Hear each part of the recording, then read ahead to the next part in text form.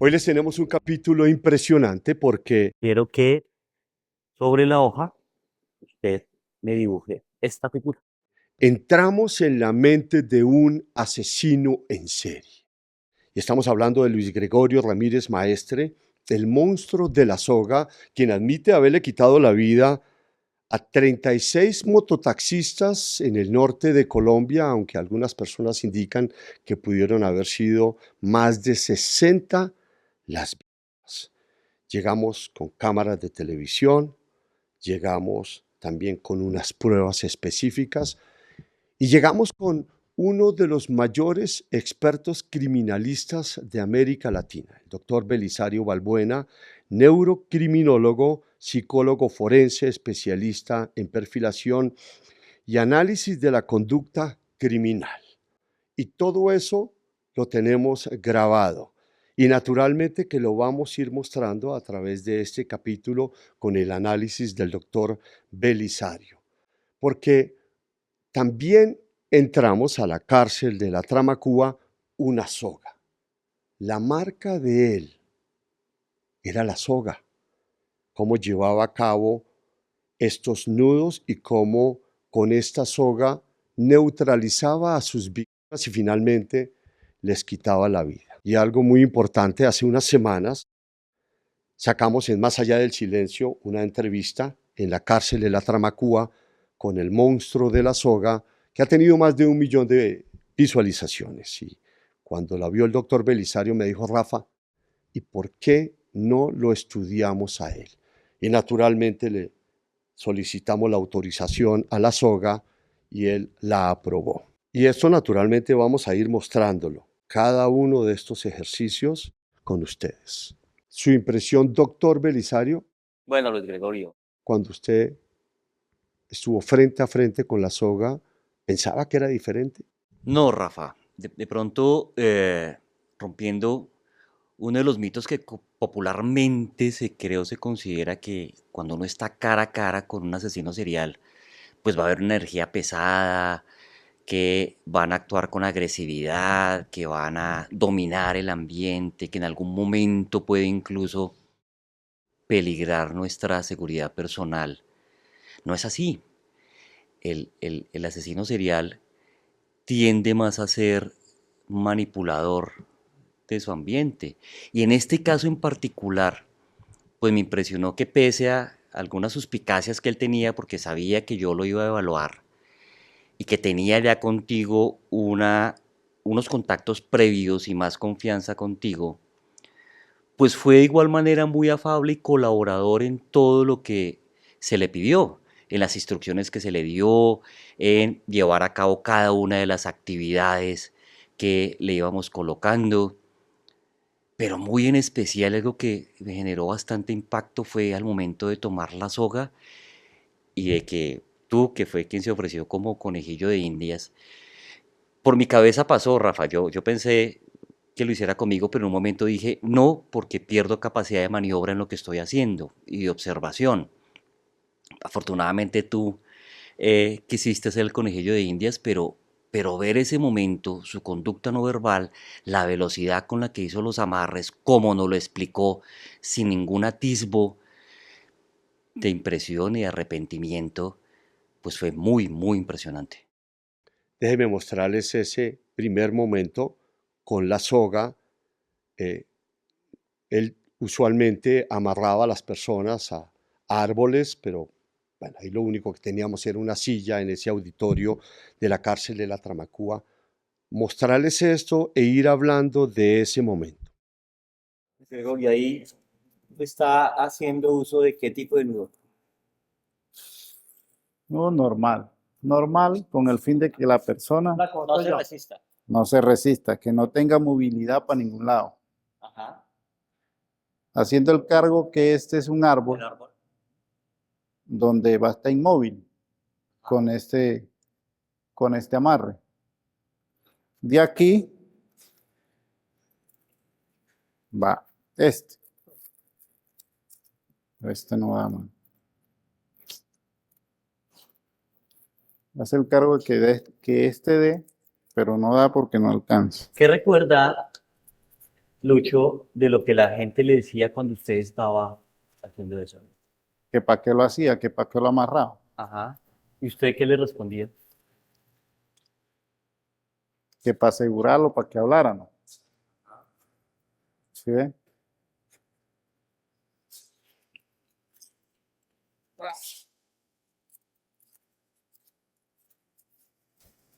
¿Usted ahí cuando conversaba con ellos ya les decía que iban a morir Sí, se lo ayudan. o que qué podía pasar con ellos? Sí, claro. Ya yo les decía, les hablaba, porque era el motivo que lo estaba amarrando, que me comentara la verdad. El efecto de polea es eso que está Esto, haciendo Rafa. esta, Que si él esta estira los pita, pies, esta pita va a dar acá, ajá, al palo. ¿Por qué alza el pie, don Rafa? Los pies le van a quedar ahí, ajá, ¿cierto? Esta va a dar acá. se va apretando Se y él se aprieta. mueve. Exactamente, se va apretando ese. Si él se mueve acá, va apretando la otra. ¿Sí me entiende? Sí. Porque por ende, él va a querer soltarse. Claro, Y al momento que va a soltarse, esto lo va a apretar. va a jalar. Si el pie está en el aire, nunca va a alcanzar a soportar durante 4 horas un pie alzado. Ajá. Por ende, se va a cansar. Al momento que se canse, esto lo va a apretar. Pa. Ok. Ya les sigo mostrando más. Doctor Belisario, no se le ha olvidado, lleva 12 años en la cárcel y lo hizo rapidísimo. Rafa, eso resultó bastante perturbador, ¿sí? Él en ningún momento se negó a tomar la soga. De hecho, él nos explica que esa que habíamos llevado eh, no era la que él comúnmente utilizaba, que de hecho utilizaba una que tenía por dentro otro elemento que hacía inclusive que la víctima sufriera más y que explicaba por qué algunas de esas víctimas las habían encontrado degolladas. Y lo explica sin ningún atisbo de emocionalidad, con un afecto muy plano. Pero además no solamente acepta usar la soga, sino que hace una especie de nudo inicial. Empieza a mostrarnos con una rapidez impresionante cómo eran los nudos. Agarra a hacerlo sobre tu humanidad de una manera muy rápida. Y él nos dice en la entrevista que empezó en los 17 nudos que tuvo la oportunidad de aprender a tardarse más o menos unos 8 minutos sometiendo a la víctima con los amarres y que al final se tardaba menos de un minuto. Contigo lo hizo en aproximadamente 40 segundos. Impresionante. Déjenme seguirles mostrando más de esto que hicimos ahí en la cárcel de la Tramacúa. Mientras esté aquí, está bien. Ahí. El pie descansado. Ahí está uno bien, Sí. pero cuando bajo la pierna, Por el peso de sus pies, lo va a alar. cuando uno baja las piernas, mira, Mueva los brazos. mira, Eso. se aprieta bastante. Y uno no puede hacer nada Nada. porque está con las manos atadas. Si agarro esta punta de lazo por el medio del palo que esté acá, lo meto por acá y aseguro aún más. Nunca menos se puede soltar de esa persona. Estando uno aquí y estamos haciendo este ejercicio, uno se siente impotente. Claro, me imagino que sí. Claro, la persona ahí tratando haciéndole preguntas a uno, diciéndole, mano, ¿Qué le Ya. decía Lucho? no, más de uno me decía, mano, discúlpeme, perdóneme, vea que tengo familia, tengo hijos, tengo mamá, mire que tengo esto. ¿Qué más puede ser uno? Ya no lo podía dejar ir. Así sinceramente, ya no lo podía dejar ir, porque ya era un problema para mí. Porque donde me viera, ese fue el man que me trató de matar. O ese fue fulano de tal, ese man y así. Luis, ¿por qué les dejaba un rosario? Mire, ¿Qué significado tiene No, eso? A no. mí me causa mucha curiosidad. bueno, mire, allá voy. Ajá. Yo ni siquiera casi católico soy. Que yo andaba y que yo le colocaba un escapulario después de muerto. Y dije, no, ¿cuándo? Yo nunca le he dejado nada. Si yo lo hubiera dejado listo, sí, claro. Pero no, nunca le dejé ni siquiera nada, nada, nada. Nada. Y entonces me dijeron, no, que tú les hagas un escapulario. Y yo pensé, cuando me empezaron a decir eso, yo pensé que era mentira. Y yo, no, hombre, que están inventando nada. Me dijo, ¿tú no lo has visto? Y yo empiezo a ver. Sí, claro. Y yo, no, yo que voy a dejar nada, hombre. ¿Sí me entiendes? Entonces, eso es ilógico. Y estábamos hablando con Belisario que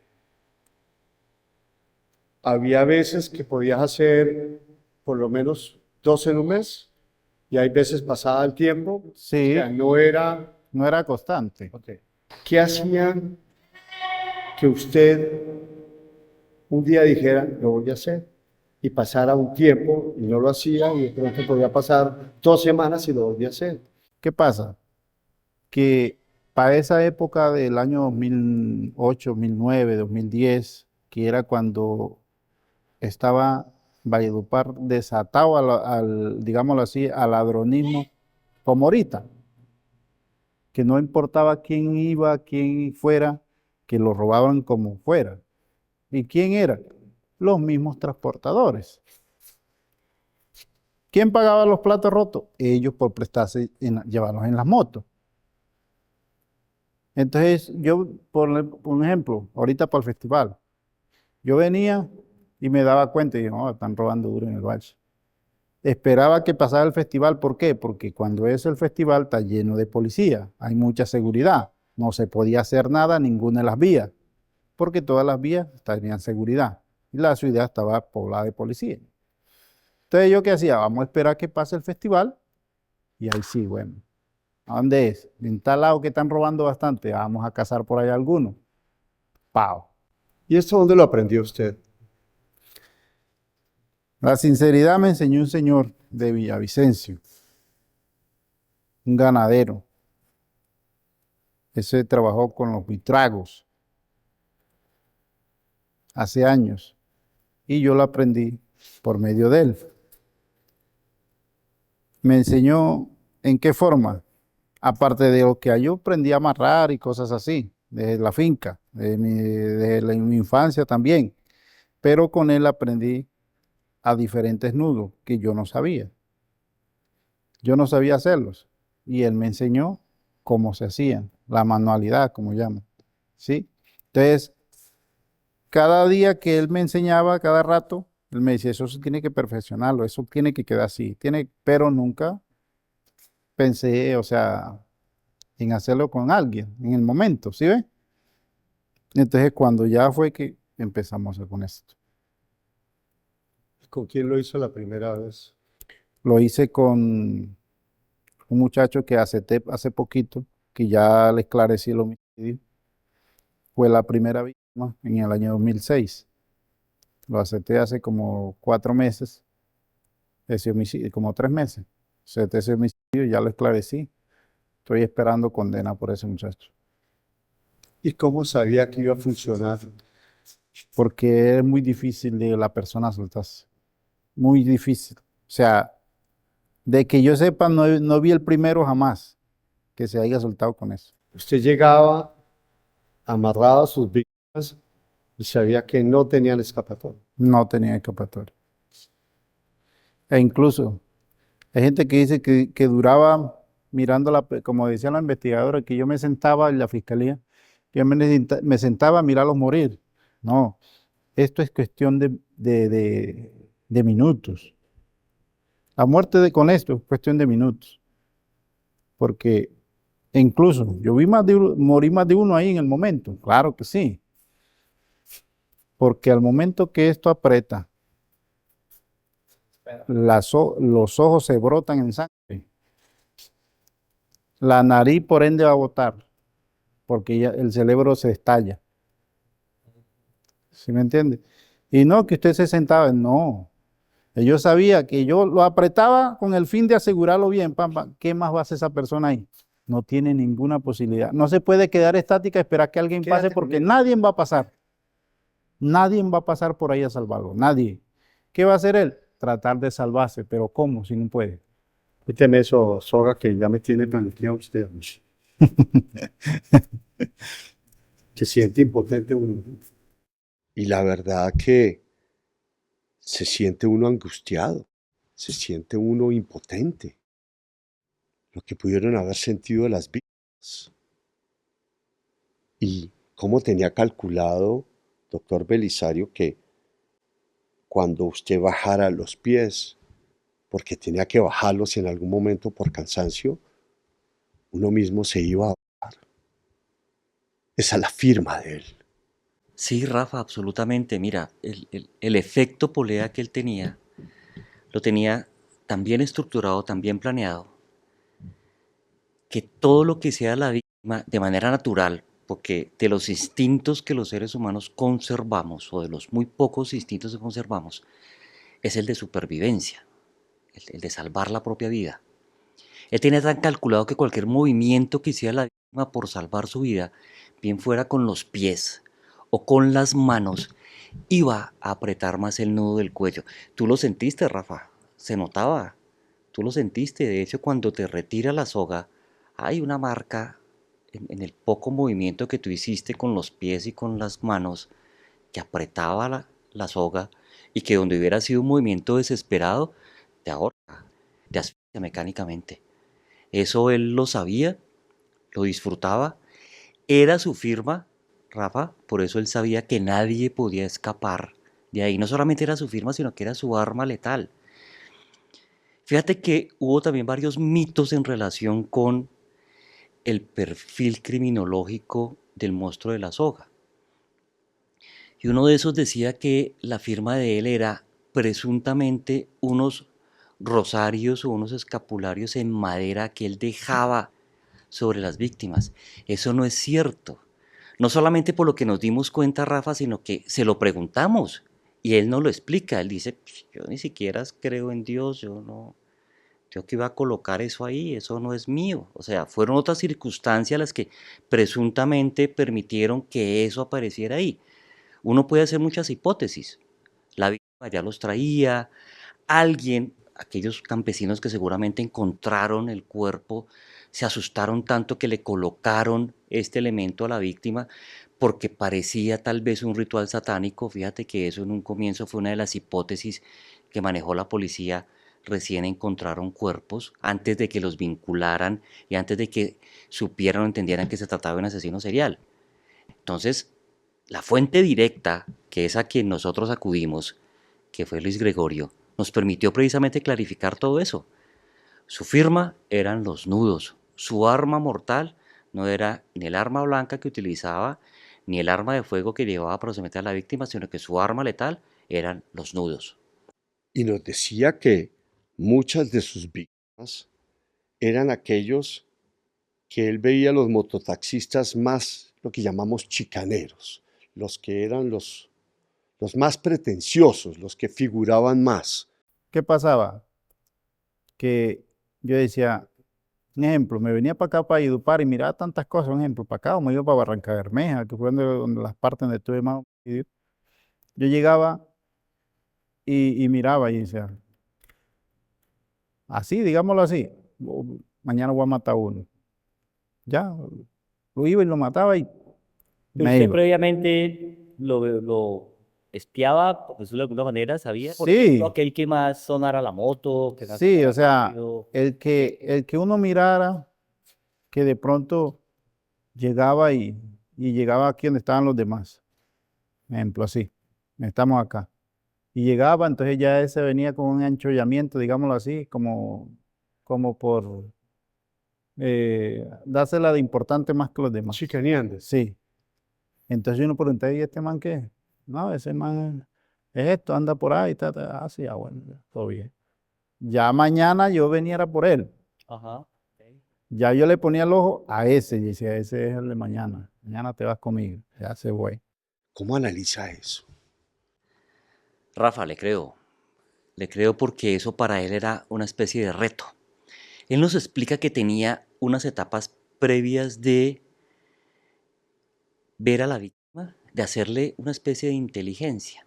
Sí lo creo, él lo observaba, sí, la elegía o lo elegía, que eran hombres, eran muchachos, y 1 o 2 días después tenía el contacto con él. Pero dentro de la elección que le llamaba la atención, que fuera aquel que más descollara dentro de los mototaxistas en la plazoleta donde comúnmente se reunían. Entonces aquel que llevara la moto con más velocidad, aquel que tuviera algún atuendo diferenciador de los demás, aquel que hablara más, ese era el que más le atraía a él y ese era el que él convertía en su objetivo letal. Y el propósito de llevarlo era cuál, someterlo, Sí, claro. castigarlo. No, no tanto un castigo, lo del castigo, Rafa, fíjate que hace más referencia a esas distorsiones cognitivas, ¿sí? A cómo él nos justificaba los crímenes. Si recuerda, dentro de esa distorsión cognitiva, él decía, es que yo elegía a aquellos que sabía que eran ladrones, supuestamente, a los que le hurtaban computadores a estudiantes de universidad, a aquellos que estaban en malos pasos. Nada de eso es cierto. Y yo creo que parte de lo que estamos haciendo acá, Rafa, es precisamente limpiar el nombre de las víctimas. Ellos eran simple y llanamente muchachos trabajadores, no era gente con antecedentes, no pertenecían a ningún grupo armado ilegal. Eso no es cierto, esos eran racionalizaciones de él para justificar su crimen y para decir que por eso era que él hacía lo que hacía. Pudo haber algo en su infancia, usted tuvo la oportunidad de sentarse bastante tiempo a hablar con él frente a frente. ¿En qué fecha nació, Diego? 28 de septiembre del 80. Ok. ¿Cuántos hermanos? Éramos 11.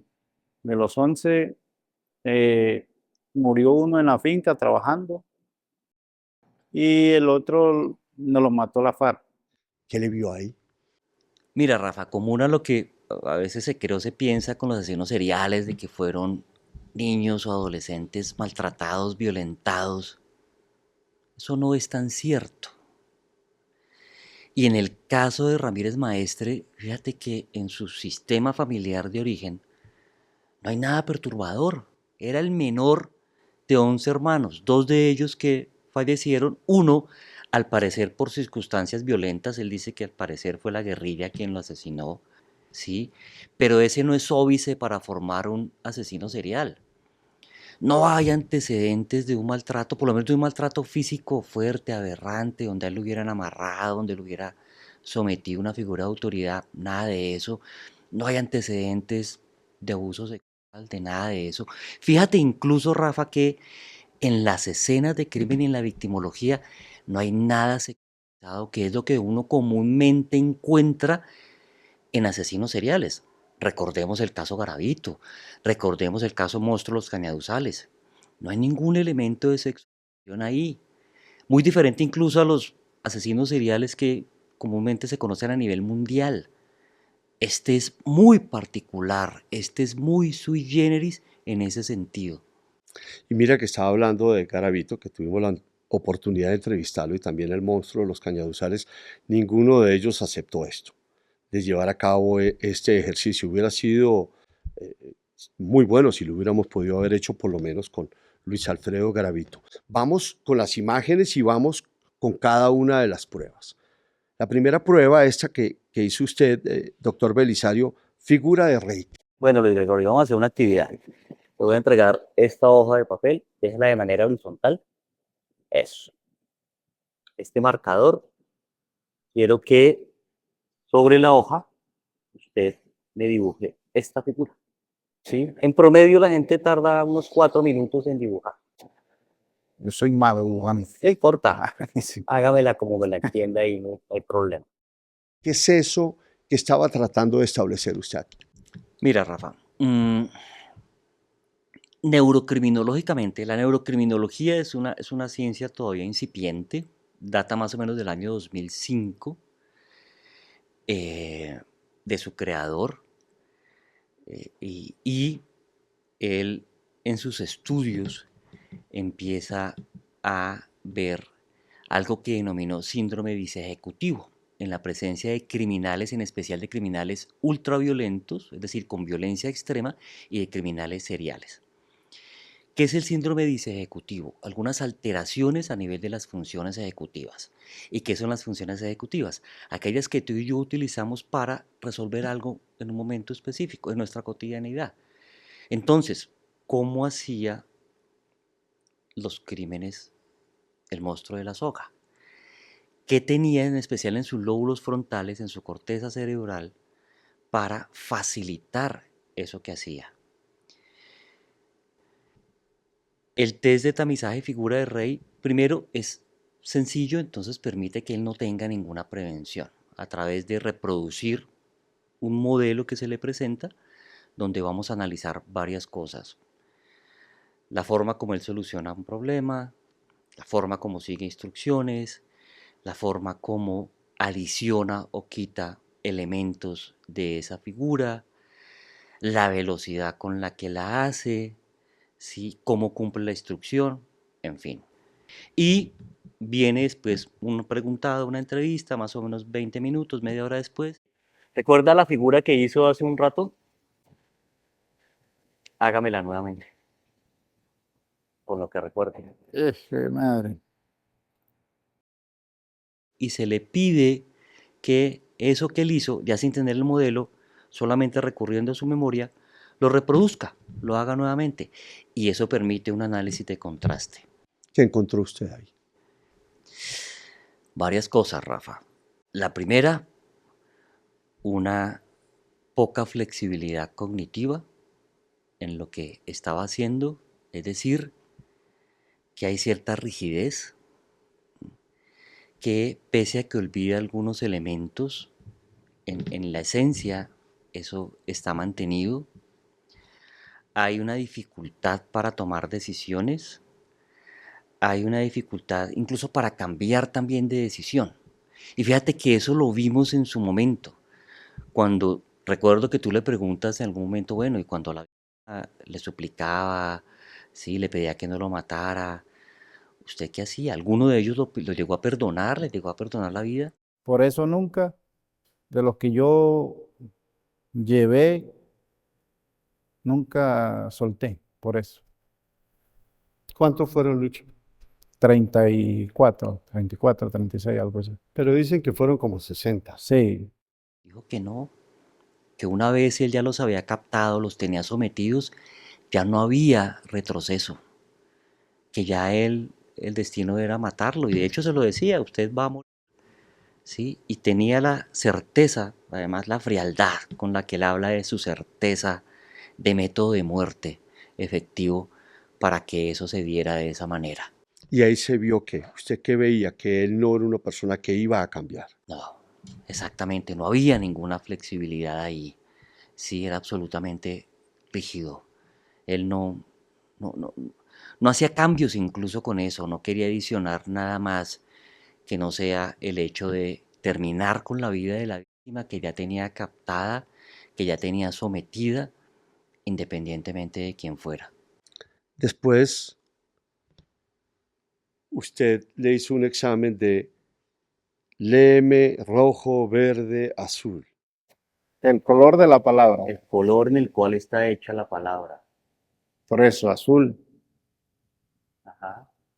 verde. No, ¿Qué es este examen y qué estaba tratando usted de Sí, establecer? es una prueba de tamizaje, se conoce como Stroop, precisamente en honor a su creador, que utiliza primero una lectura de unos colores para ir precisamente acondicionando el cerebro, después ver el color y finalmente viene una dualidad, un choque, y es que ve en un color la palabra, pero yo no le estoy pidiendo que me diga el color con el cual está escrita la palabra, sino el color de la palabra como tal, lo que está diciendo. ¿Qué dice la palabra? ¿Qué dice la palabra exactamente? Todo eso le genera un choque precisamente para ver esa flexibilidad cognitiva, que no la tiene. Y sobre todo, Rafa, su impulsividad, es decir, su control inhibitorio, que es la parte nuestra y que está en nuestro cerebro conjugada entre nuestro sistema límbico, que es el que maneja nuestras emociones, en especial la ira, por ejemplo, y la corteza cerebral, que es el capitán del barco que dice, ojo, con cuidado, frene, analice bien la situación y tome una decisión en consecuencia, cumpliendo la instrucción. Él no lo podía hacer porque era tan impulsivo que me leía la palabra y no el color en el que estaba escrita la palabra en su impulsividad y se bloqueó, no pudo hacerlo. Y es lo que comúnmente ocurre a personas que tienen dificultad en el control de impulsos, en el control inhibitorio y en la capacidad de decidir o de cambiar de decisiones en especial, como era este caso en particular. ¿Cómo se traduce eso con las víctimas? Que nunca les perdonó la vida, Rafa. ¿Alguna vez alguien se le salió de control? Un muchacho. Sí, claro, Barranca Bermeja. ¿Cómo? O sea, no sabía yo que ese muchacho andaba un puñal, ¿sí? E incluso me hirió aquí, ¿sí? Porque me la bajó por aquí, pero yo la alcancé y me la pegó aquí. Cuando me la pegó aquí, entonces yo le metí por acá. Ahí fue cuando él cayó. Entonces dije, porque yo no, al muchacho, sí, lo iban a asesinar, pero entonces no era en la forma como se hizo. ¿Cómo lo había pensado antes y cómo le salió? Sí, porque, o sea, el muchacho yo le iba a disparar. Yo tenía una pistola cuando eso. Yo le iba a disparar. Pero entonces, cuando él me mete él me da con el puñal porque él me ve que yo me enredo, ¿sí? Entonces él me tira saca, no sé de cómo la sacó, y me tiró en la cara, o sea, para agarrarme acá. Entonces, pero siempre me alcanzó a apoyar acá. ¿Sí ve? Entonces, cuando él me dobla, entonces yo llego y también lo saco, pa, y la meto por ahí. ¿Con la misma arma de él o usted No, traía otra? yo tenía un puñal Ok. acerado. Y entonces, cuando él me puya, entonces yo me jodió, dije yo. Entonces él se me voltea porque él pensaba que ya yo había caído. Entonces le metí una por aquí y le metí la otra acá. Y lo maté. Pero yo no lo dejé ahí. Mi mente, estoy traduciendo lo que él mostraba. Mi mente no podía dejarlo ahí porque yo tenía que dejarlo amarrado. Y aún así, malherido, seguramente agonizante, se lo llevó a ese árbol, lo ató, lo amarró, terminó de matarlo. No, no había cambio. No, era absolutamente rígido en eso. Él no podía cambiarlo. Era lo que le generaba al final la satisfacción, el logro de hacerlo. Bastante fuerte, bastante perturbador eso. Después pasó a usted a la prueba de puño, canto, palma. Puño, canto, palma. Puño, canto, palma. ¿Qué era eso y qué estaba tratando de lograr ahí? Sí, otro tamizaje para ver la coordinación entre lo cognitivo y lo motriz. Y lo hizo muy bien, él la conservó. Y eso precisamente nosotros nos dimos cuenta en que no va a olvidado y nunca va a olvidar los 17 nudos mortales que aprendió. Fíjate, Rafa, cómo lo hizo contigo. Fíjate cómo cogió las cuerdas y dijo, no, esta no es la que utilizaba, sin embargo la vamos a utilizar. Yo por lo general utilizaba entre 4 y 6 metros. Nosotros traíamos dos De cuerdas 3. de 3 metros cada una. Fíjate que él se dio cuenta y dijo, no, esto no me da, tengo que unirlas. Hace la unión, utiliza los 6 metros. Y fíjate la velocidad con la que lo hace, con la que te somete con las cuerdas. Sí, motrizmente lo seguía conservando y cognitivamente tenía la impronta ahí. Él no renunció a eso, no ha renunciado a eso. Y además le gusta, le genera unas endorfinas que le producen placer, una dopamina que es el neurotransmisor del placer, que está muy amarrado inclusive al comportamiento adicto, al comportamiento repetitivo. Y fíjate cómo lo muestra en el momento en que tú decides ser el conejillo de indias de él. Que nunca se negó. Nunca. Una persona dice, no, hombre, yo ya no me meto en eso, no me interesa. Exactamente. Después pasó usted a... 9739. 9732. Que dijera números hacia atrás, ¿de qué se trataba este ejercicio? ¿Qué trataba usted de determinar? Rafa, quería seguir tamizando y verificando precisamente si tenía o no esa capacidad cognitiva, de flexibilidad cognitiva y de memoria, no solo de una memoria numérica, ¿sí? Sino de cambiar de. Entonces yo le doy unos números o una cifra al derecho y él tenía que decírmela al revés. Tenía dificultad en eso, mucha dificultad. Es eso, no hay cambio. Es un hombre sobre el cual, por más que se trabaje, difícilmente, casi que imposiblemente, vamos a tener cambio conductual. No lo va a haber, porque su cerebro no está estructurado para eso, precisamente por la cantidad de violencia que él decidió infringirle a las víctimas y de la manera como lo hizo y de la manera como disfrutó hacerlo. ¿Qué nos está diciendo esto, Rafa? Que estamos hablando de un cerebro tan lesionado por él mismo, no por las circunstancias, por él mismo, porque él decidió quitar la vida, porque él decidió torturar, y tan distorsionado que fíjate que en el tema de la tortura, cuando tú y yo de alguna manera lo confrontamos con las preguntas, él en un momento dice, pero yo no sé por qué me están acusando de tortura. Si eso es mentira lo que los investigadores y la fiscalía dijo, de que yo me quedaba ahí a disfrutar del sufrimiento de las víctimas, eso no es tortura. Es que la tortura no era que él se quedara a disfrutar de. La tortura era la forma como con su arma letal, que son los nudos, sometía a la víctima para que sufriera y tardara minutos, horas o días en su deceso. Que él hubiera sido testigo de eso, no, eso no es la tortura.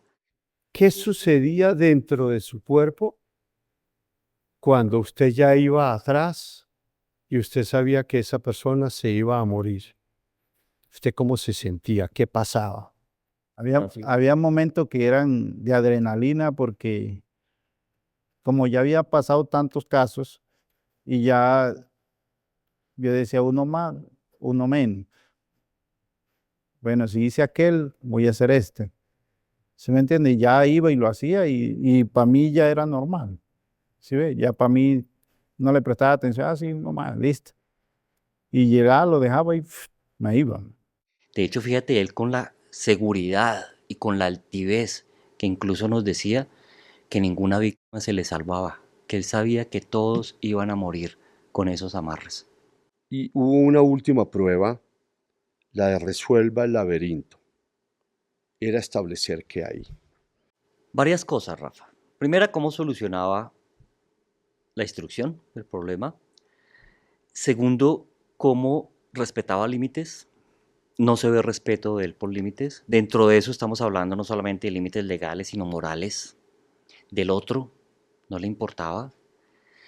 Segundo, la frustración al no resolverlo. Y se nota en su expresión facial al final, cuando yo le digo, ok, no lo puedo resolver, no hay problema. Pero siente la ira y la frustración. Era como si en algún momento no se pudiera salir con la suya, con todo el entramado que él hacía en su parafernalia homicida. Era visualizar eso, era ponerlo en evidencia. Para terminar, doctor Belisario, ¿disfrutaba él revivir este tema de los crímenes? Usted que lo estaba analizando muy bien. Entonces, cuando empezaron a desaparecerse más de uno, entonces ya no veía usted el grupito. Si ve, ¿no? Que se desapareció fulano y tal. Ya usted no veía ni los 15 ni los 20 se parqueaban ahí, ya usted nada más veía 2 o 3. Y andaban así, por lo decían en Barranca Bermeja. En Barranca Bermeja, más de una vez me dijeron a mí, mano, no me va a matar. Así, montaba en la moto con ellos, mano, no me va a matar, sin saber que era yo el que lo iba a asesinar. Mira, Rafa, absolutamente. Y no solo fuimos testigos de eso, yo, sino Camilo, que está aquí también como camarógrafo, Camilo estaba ahí, veía el tema de cómo él sonreía y tenía la satisfacción, no solamente al momento de hacer los nudos, sino cuando te estaba amarrando. Cuando vio en algún momento que tú tenías una cara de angustia y de pánico por sentir que la cuerda que tenías alrededor del cuello te estaba apretando. Era bastante fuerte observar eso. Por supuesto que lo disfrutaba. ¿Qué rasgos diferentes de la soga con otros criminales que usted ha analizado? Rafa, que en todo lo que la soga hacía en ese ritual de muerte, El pensamiento mío en el momento era, bueno, ya lo maté, ya, qué cara. no había nada sexualizado. No había de pronto como uno ha encontrado en otros asesinos seriales que aún así no hayan agredido sexualmente a sus víctimas, premortem o postmortem. Por lo menos utilizaban el fuego como un simbolismo sexualizado. ¿Sí? Hace poco precisamente realicé el análisis de un asesino serial de la comunidad LGTBI, ¿sí? Que asesinaba a las víctimas y a algunos de ellos les prendía fuego como una forma sexual de tenerlos, de poseerlos. Acá no hubo nada de eso, nada, nada, nada. Solamente era el ritual de los nudos como el arma mortal y el sufrimiento que le imprimía a las víctimas al torturarlos y dejarlos morir con esos amarres. Bastante fuerte, bastante perturbador. Mira que revisé en los asesinos seriales comúnmente conocidos a nivel mundial y no le encuentro parangón, no le encuentro similitud con ninguno. Inclusive lo conversé con otros especialistas, colegas, y algunos me decían BTK, uno que amarraba a sus víctimas mujeres, pero las agredía sexualmente. Y era para eso, para someterlas. Y su firma no era esa. Hubo otros que utilizaron sogas, pero era desde otro punto de vista. No era la soga la firma, no era la soga el arma. Solamente tenemos este a nivel mundial con ese tipo de obrar macabro. Porque ese sometimiento no era sexual, sino era un sometimiento en donde él sentía placer, ¿cierto? Como que yo lo voy a someter, ese es demasiado chicanero, me lo llevo y allá yo lo voy a someter. Es una necesidad de poder y de humillación. Sí, ese placer se lo daba esa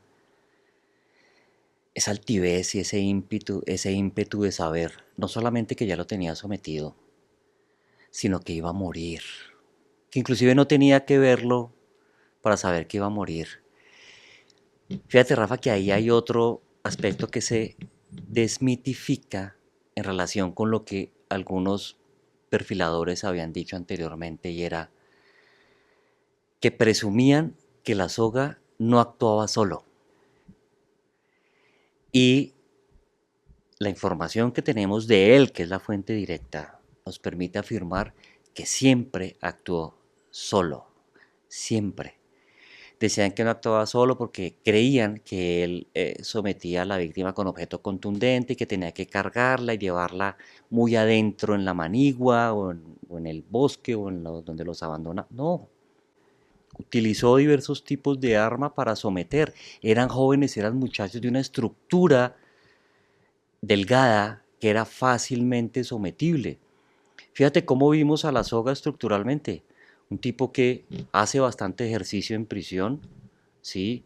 Que tiene bastante fuerza, él fácilmente los podía someter, él fácilmente por su estructura podía hacerlo. No necesitaba de nadie más. Pero por lo que sabemos del IMPEC, tiene buen comportamiento en la cárcel, no se la pasa peleando con la gente. No, Rafa, y fíjate la astucia con la que él incluso nos lo muestra. Él sabe que con buen comportamiento descuenta. Él sabe que haciendo obras manuales o artesanías como la mochila que nos trajo y nos mostró, donde también utilizan nuditos, descuenta. Cuéntenos sobre eso. Cuéntenos de la mochila, porque él mismo la elaboró y eso qué quiere decir lo de los nudos y eso. Fíjate que él trae la mochila a la entrevista, sí, incluso como un símbolo de varias cosas. El primero, pues de su habilidad en hacer nudos, ¿no? Y el segundo mostrando una aparente rehabilitación o un sometimiento a la justicia en rehabilitación y que esto le permite unos descuentos pues que evidentemente son ventajosos para él. Él lleva la cuenta de cuánto lleva en prisión y de cuánto le falta. Él sabe que pese a haber sido condenado a 40 años por buen comportamiento, más o menos ya se está ganando la mitad de la pena, 20, y él está haciendo cuentas sobre 20. Entonces él nos dice, llevo 12, me faltan 8. Él no se involucra en riñas, no se involucra en actividad criminal al interior de la tramacúa para que eso no le quite tiempo de descuento y mostrarse como alguien que presuntamente está en una rehabilitación, en ser otra persona, en lo afable que se mostró muy en especial contigo, ¿sí? Después de un tiempo ya con el trabajo que yo hago con él también conmigo, de colaborador, pero sabemos que son imposturas en ese sentido. Eso no va a cambiar lo que él sabe, el arma letal que él diseñó, él no va a renunciar a eso. ¿Y si sale a la calle? Volverá a matar, Rafa, volverá a matar. ¿Será? Puede que no en nuestro territorio, o puede que no en la zona que tenía de influencia, pero buscará otra zona de influencia y va a matar, o buscará otro territorio fronterizo tal vez y volverá a matar, y buscará una población muy similar a la que tuvo en su victimología. ¿Qué puede aprender la sociedad referente a este caso y lo que usted ha hecho? Varias cosas, Rafa. La primera es que desmitifiquemos el asesino serial como la imagen de un monstruo. Pese a que son monstruos por lo que hacen, que son infrahumanos, digo yo, resultan muchas veces en ser seres bastante amigables, afables, que a usted no le va a generar ninguna prevención. ¿Qué le reveló esta experiencia? Me pareció muy interesante. ¿Qué le reveló a usted como psicólogo forense, como especialista? ¿Hasta dónde llega la maldad humana, la perversidad? Que como tú me lo preguntabas hace un rato, no necesariamente tiene que obedecer a infancias traumáticas, no necesariamente tiene que obedecer a pobrezas vividas, o sea, no es eso. Hay monstruos que deciden ser monstruos, hay monstruos que les gusta ser monstruos. Él no aprendió esto trabajando con su mamá tejiendo las mochilas. Él nos dice específicamente que se va a una región del Meta y allá aprende con alguien que le enseña a hacer unos nudos y él después los perfecciona. Creo que sí fue así y empezó a aplicarlos, no en animales, sino en humanos, para convertirlo en su arma mortal y en su firma. Pero esto nos habla de la oscuridad y de la perversidad humana ilimitada que no nos deja de sorprender, Rafa. Muy perturbador, muy fuerte. Doctor Belisario, gracias. Buena sugerencia y la verdad que fue algo muy interesante para mí periodísticamente, absolutamente aterrador sentirme ahí. Pero yo creo que esto es importante traerlo y mostrarlo. Total, Rafa, mira que tú no solamente has sido el periodista que se ha acercado a estos monstruos y has logrado que ellos hablen, sino que en el caso particular de Ramírez Maestre, lo lograste convencer para que él aceptara una evaluación. Algo que tú sabes que Garavito jamás admitió. Garavito decía que él no le permitía a los científicos que lo evaluaran, ¿sí? Y que las cosas fueran bajo los parámetros que él dictara precisamente por su manipulación. Pero con Ramírez Maestre lo lograste y es un gran avance y no es ni para ti ni para mí, es para la ciencia, es para todos los profesionales que se están dedicando también a este oficio, para la gente que está trabajando desde la justicia, para las víctimas, para decirle precisamente a las víctimas, mire, papá, mamá, hermano, evidentemente su familiar no tenía ninguna razón para morir y menos de esta manera. Eso que dijo este hombre, este criminal, es una distorsión cognitiva, es una justificación para sus crímenes, pero nada justificaba eso que él hizo. Doctor Belisario, gracias. A ti, Rafa, Un placer. Gracias, doctor. igual.